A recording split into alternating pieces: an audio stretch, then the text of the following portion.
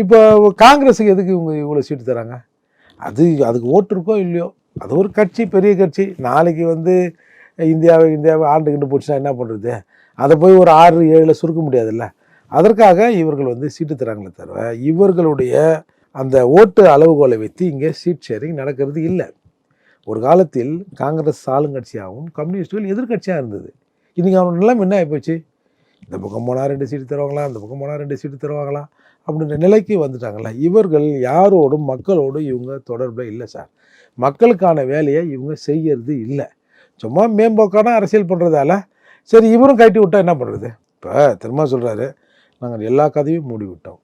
சரி மூட்டு, எல்லா கதையும் மூட்டு எலி உள்ள மாட்டுதில்ல, அந்த மாதிரி தான் எலிபோனுக்குள்ளே 4 பக்கம் மூட்டை எலி உள்ள நம்ம என்ன பண்ணோம்?